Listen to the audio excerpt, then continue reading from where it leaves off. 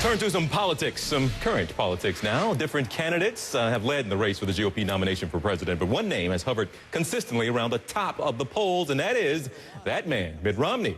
Now, due to that support, representatives for leading social conservative groups in Iowa held a meeting this week with one goal: find and rally their support around someone who can stop Romney. Joining me today to talk Mitt Romney and social conservative and the social conservative problem, if you will, Democratic pollster and strategist Bernard Whitman, and also Republican analyst Lenny McAllister. Lenny, let me start with you. Doesn't this spell trouble for the guy who the polls say can beat President Obama? Your own party doesn't seem to like the guy. Well, this is nothing new for the guy either. This is something that's been around for him since 2007. So this is not a big surprise.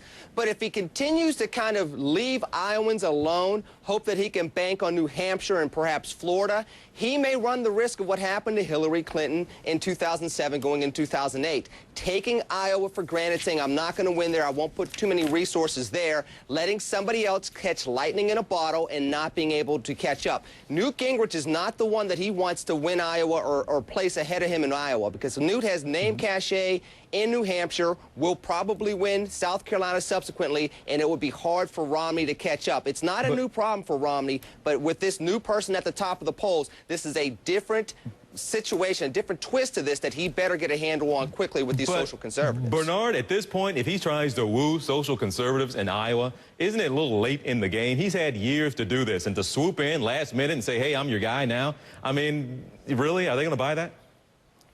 Well, this is exactly the problem that Mitt Romney has had for the last 5 years that he's been running for president.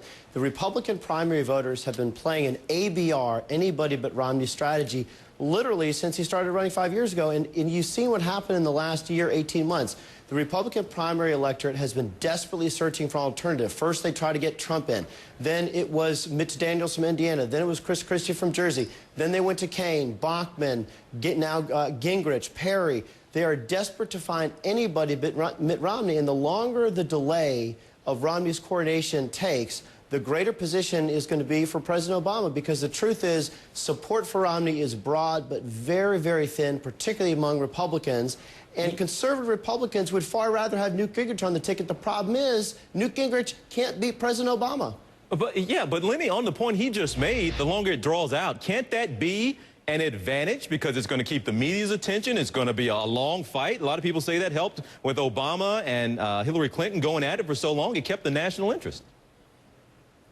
It kept the national interest. And that's something that I have to go against what Bernard said. Listen, Gingrich, Obama in 3 debates in the general election. Gingrich wins 2 out of those 3 debates. The contrast between President Obama and the former Speaker of the House would be so great that Gingrich would be able to close the gap on these polls. Remember, Gingrich just got to the top of the GOP polls just a second ago. So, of course, when you contrast him to President Obama, he's not going to do very well right now in November. Let's see what it looks like after Newt Gingrich wins a couple of primary contests and see where we go from there. I think that it would be completely different game. Right now, Romney, one of the mistakes he made that he's going to have a hard time doing, especially with Iowa being just a couple weeks away, he should have continued to try to engage the Tea Party folks. Say, listen, we're going to disagree on some things, but I can get you back to work. I can beat President Obama, and I can lead a Republican-run Congress to turn this country around. He started doing that. He gave up on that message because he started focusing on New Hampshire and the East Coast, and it may come back to bite him later on. How big of an issue, and you wrap this up for me, Bernard, religion. How big of an issue is that, or challenge for Romney? Is it with, I mean, he's a Mormon, and a lot of people just don't know a lot about it. There's some polls that show a good percentage of people don't even think Mormons are Christians. Is that going to be a bigger issue? Maybe we're not talking enough about.